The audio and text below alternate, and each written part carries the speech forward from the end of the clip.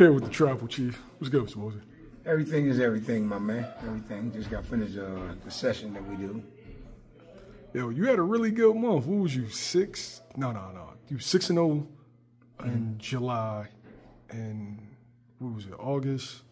You were, what, 1 in a draw, controversial draw? Oh, yeah. Yes. 1 in the controversial draw. You're absolutely right, yep. But that was a good, good month for me. You know what I mean? I'm still got a couple more in this month. I tell you, trainer of the year, man. Yeah, okay. Your fighter, Andy Cruz, he stopped Antonio Moran. The only other fighter to stop him was Devin Haney. He's been in there with practically everybody. Right. What's your thoughts of the performance? I thought he did real good. I thought he did good, and like I tell everybody, every time you see him, he's gonna get better and better. Only thing what he did this time was he laid there sometimes a little too long. I mean, he was catching a lot of good shots, and he was talking about how long the guy armed was. You know what I mean? So that's why I was telling him, you get in behind your jab and start working the body. You want to get out, go out to the side, or pivot out. Don't back up. And he got caught, I think, maybe 1 or 2 times out of them rounds. He didn't get caught that many times. But I think he did a great job. It seemed like, he started to speed up the process. You told him, start to pick it up, start to break it down. And that's when he got the stoppage. Right. Like, when do you know, that right now, okay, it's time to get him out of there? Well, I look at the fighter, too, that he's fighting, too. See, is he slowing down or is he picking up or whatever? And then I saw that he was getting frustrated because he couldn't hardly hit him. You know what I mean?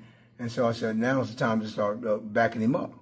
You know what I mean? Most of them guys, like I always say, they can't fight going backwards.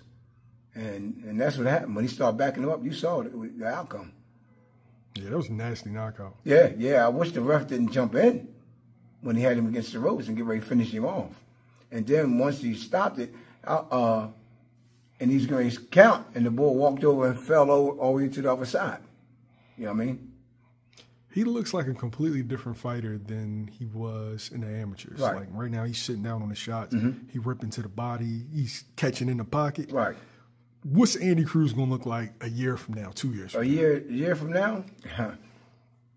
They all better watch out for him a year from now. You know what I mean? You see how he's closing the gap now. So a year from now, he's going to be much more dangerous, man.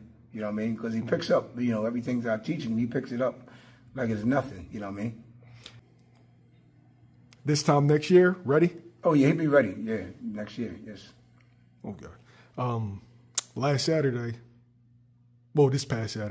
Vergil Ortiz wins a very controversial decision against Bohachuk. Some people call it robbery. What was your thoughts? I didn't call it a robbery at all. I mean, it was a close fight, real close fight, you know what I mean? And I thought them 2 knockdowns really sealed the deal for, what's his name, Bohachuk, whatever that? Bohachuk. I hope I'm saying that shit right. Yeah, I think that closed the deal for him because them 2 knockdowns, you know what I mean? But besides that, I had Ortiz.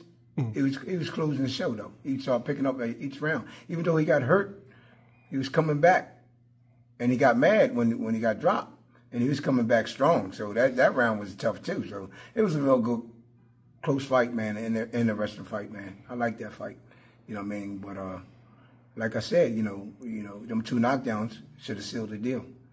For me, it was hard to score. It was, though. That's why I said it was a close fight, man. It was a close fight. You know what I mean? They saying that he won and he won. You know what I mean? I would have gave it a draw, if anything. Yeah, would have had it 115, 113. I feel like that's fair. Yeah. Something like that, yeah. And then 114, 114, right?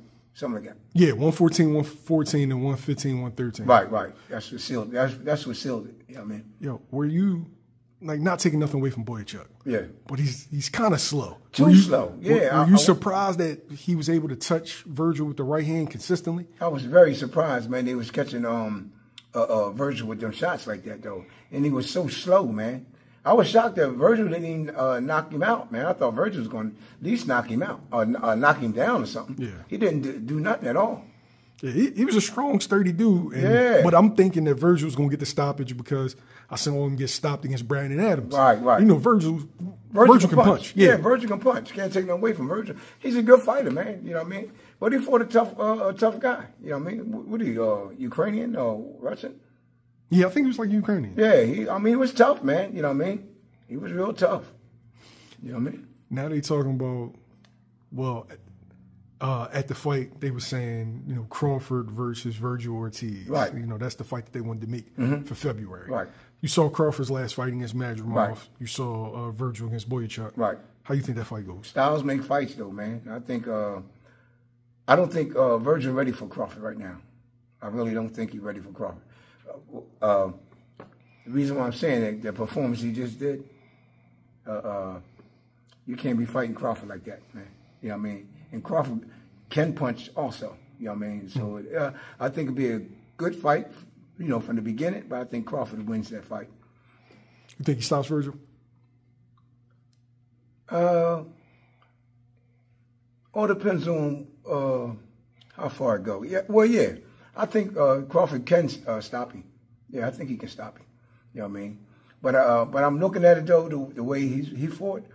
And then I looked at Vergil. Vergil can take a shot, too, though. So it might go to distance, but I still got Crawford winning. What do you need to see from Vergil to say that he's ready for a Terence Crawford or he's ready for like an Earl Spence, somebody on that level? Well, what Vergil really needs to do is stop trying to knock everybody out. That's what he does. When he first come out there, you know what I mean? You hit him with a good shot. He just goes off, look like to me. You know what I mean? Instead of staying, you keep using that jab. Like Robert was telling him, you use the jab.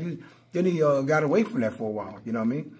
He got to be smart. You mess with Crawford, you really got to be on the ball, man. Crawford is good counterpunchers too. So imagine if that was Crawford and the way Crawford counterpunch. He can't be going to Crawford like that.